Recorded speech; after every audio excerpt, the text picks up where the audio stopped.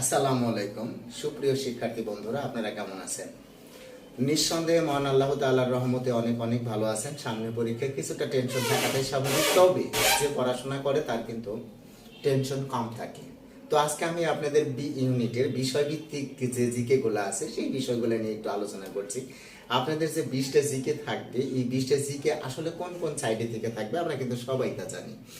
যে এখানে আপনার 6টা যে সাবজেক্ট আছে, যেমন আপনার লোক প্রশাসন, অর্থনীতি, ভূগোল ও পরিবেশ, নগর ও অঞ্চল পরিকল্পনা, রাজনীতি ও সরকার, এই যে আপনার এই যে কতগুলো সাবজেক্ট আছে, এগুলোর মধ্য থেকেই কিন্তু আপনাদের বেশিরভাগ কোশ্চেনগুলো, 20টা কোশ্চেনের বেশিরভাগ কোশ্চেনগুলো এসে থাকে। কিছু প্রশ্ন আসে সাম্প্রতিক ইস্যুকে অবলম্বন করে, তাছাড়া আপনার 15-16টা প্রশ্ন কিন্তু এর মধ্যে থেকে আসাটাই কিন্তু স্বাভাবিক। তো যাই হোক, আমি আলোচনা করবো আজকে লোক প্রশাসন বিষয়টা নিয়ে, যেটাকে বলা হয় পাবলিক অ্যাডমিনিস্ট্রেশন। এই পাবলিক অ্যাডমিনিস্ট্রেশন বা লোক প্রশাসন বলতে আমরা কি বুঝি? এখানে দেখেন, প্রথমত আপনি লোক প্রশাসন এই সাইডটাকে দুইটা ভাগে ভাগ করবেন। একটা হলো আমলা আর একটা হলো জনপ্রতিনিধি। আমলা মানে কারা? যারা সরকারি চাকরি করে, সরকারি বেতনভুক্ত চাকুরিজীবী যারা, তারাই হলো আমলা। আর আপনার জনপ্রতিনিধি কারা? যারা জনগণের দ্বারা নির্বাচিত, অর্থাৎ একজন ইউনিয়ন পরিষদের মেম্বার, চেয়ারম্যান, জেলা পরিষদের চেয়ারম্যান, উপজেলা পরিষদের চেয়ারম্যান, ভাইস চেয়ারম্যান, সংসদ সদস্য, প্রধানমন্ত্রী, রাষ্ট্রপতি, এরা সবাই কিন্তু জনপ্রতিনিধি। আর জনপ্রতিনিধিরাই কিন্তু আমলাদের নেতৃত্ব দিয়ে থাকেন। আর একটা রাষ্ট্র গঠনে এবং রাষ্ট্র পরিচালনার ক্ষেত্রে আপনার এই জনপ্রতিনিধি যারা আছে, এরাই কিন্তু পর্যায়ক্রমে বিশেষ ভূমিকা রাখেন। তো আপনি দেখেন, এই আমলা তন্ত্রের মধ্যে যারা আছে তাদেরকে নিয়ে যে আলোচনাটা, এবং জনপ্রতিনিধি যারা আছে তাদেরকে নিয়ে যে আলোচনাটা, এবং তাদের কর্মক্ষেত্র নিয়ে আলোচনা, আবার আমলাতন্ত্রের মধ্যে যারা আছে এই আমলাবৃন্দ যারা আছে তাদেরকে নিয়ে আলোচনা এবং তাদের কর্মক্ষেত্র নিয়ে আলোচনা, এটি কিন্তু লোক প্রশাসনের মূল কথা। এখন দেখেন আপনি, লোক প্রশাসনের মধ্য থেকে কি ধরনের প্রশ্ন আসে। ধরেন আমি কিছু প্রশ্ন উল্লেখ করতেছি।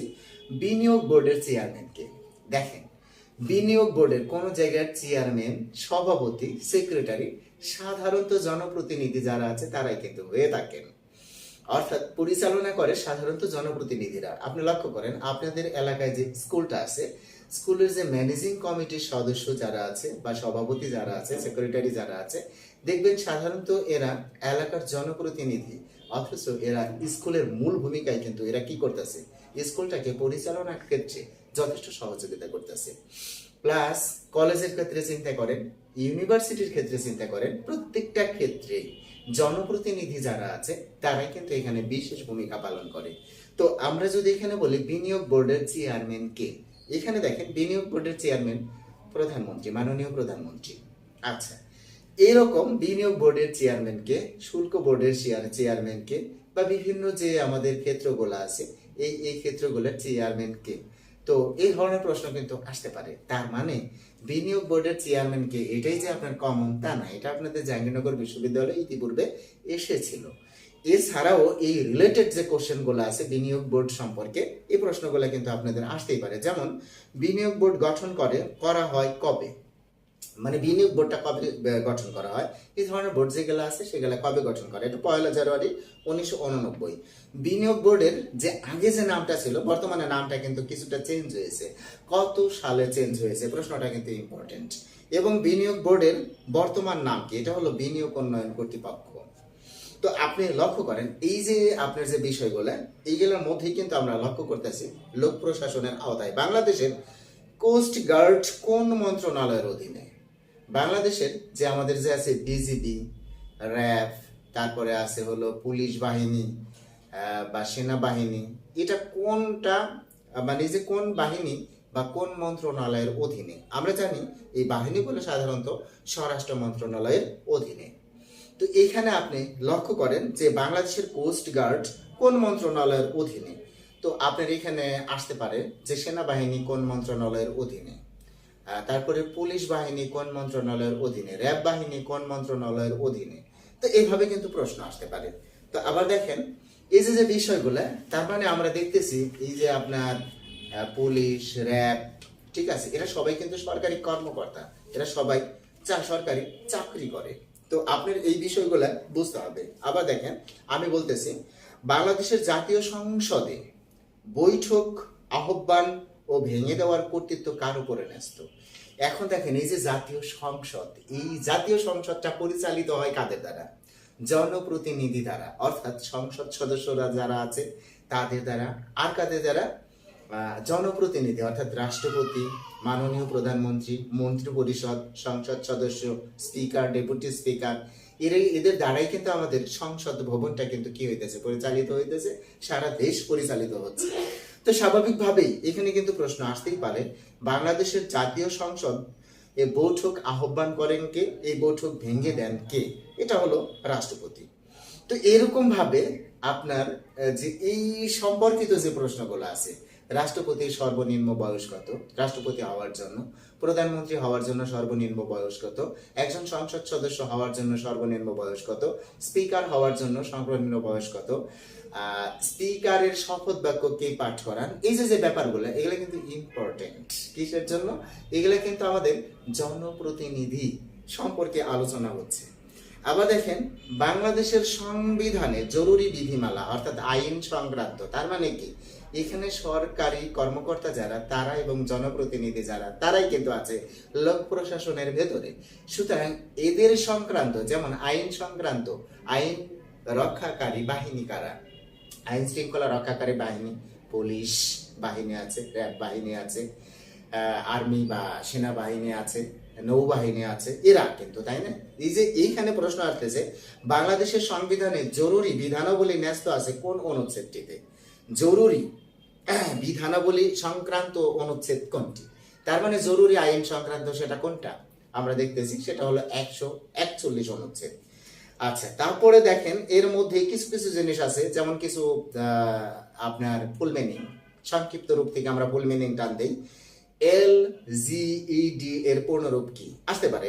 LGD কি আসলে? এটার LGED তার মানে এটা হলো local government engineering department, local government, স্থানীয় সরকার প্রকৌশলী বিভাগ, স্থানীয় সরকার প্রকৌশলী বিভাগ। স্থানীয় সরকার তার মানে কথাটার সাথে কিন্তু সরকার জড়িত, তাই না? এখন দেখেন, যদি আমরা বলি গ্রাম সরকার অথবা ইউনিয়ন পরিষদ, যেমন আপনার প্রশ্ন আসতে পারে বাংলাদেশে কয়টা ইউনিয়ন পরিষদ আছে? ঠিক আছে, আচ্ছা, বাংলাদেশে এই বছর ইউনিয়ন পরিষদ নির্বাচন, মানে যে স্থানীয় সরকার বা ইউনিয়ন পরিষদ নির্বাচন যে শুরু হয়েছে, কত তারিখ থেকে শুরু হয়েছে, অথবা এটা কয় দফায় সম্পন্ন হবে, এভাবে কিন্তু থাকে। ঠিক আছে, এরকম আমাদের যে স্থানীয় সরকার প্রকৌশলী বিভাগ, এটা কিন্তু আগারগাঁয়ে অবস্থিত, LGED।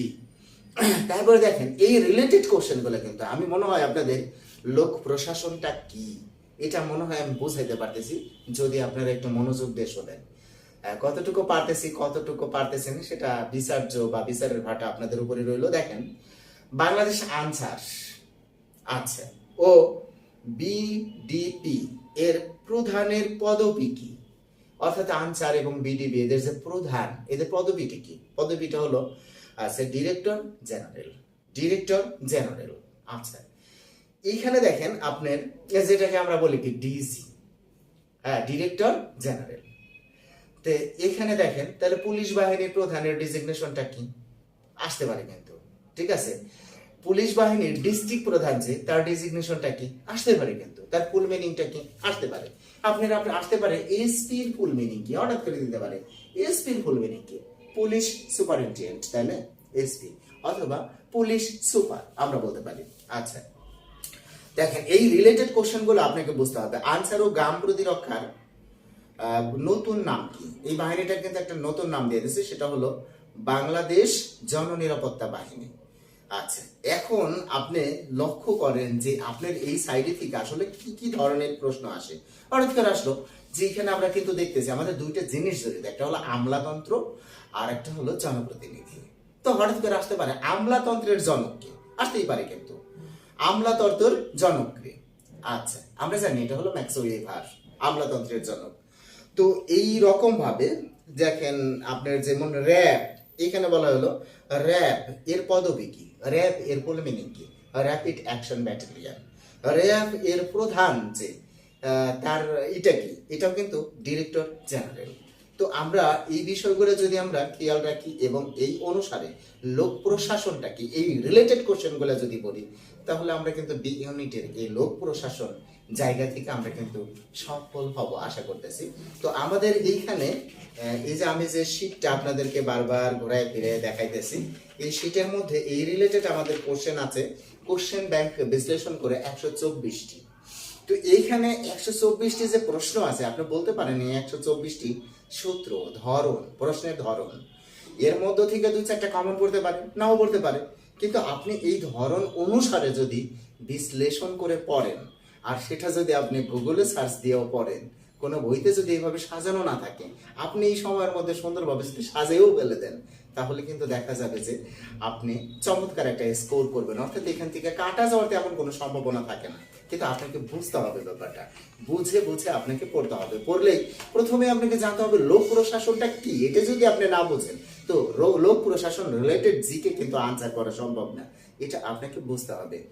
তো যাই হোক, আমরা এই বিষয়গুলো অ্যানালাইসিস করব, যে আমরা একটা শর্ট কোর্স বা সংক্ষিপ্ত কোর্স চালু করেছি বি ইউনিটের জন্য। অল্প কিছুদিনের জন্য আমরা কোর্সটা রান করব 10 তারিখ পর্যন্ত। আপনি চাইলে আমাদের এই কোর্সের সাথে সম্পৃক্ত হতে পারেন, আপনি চাইলে।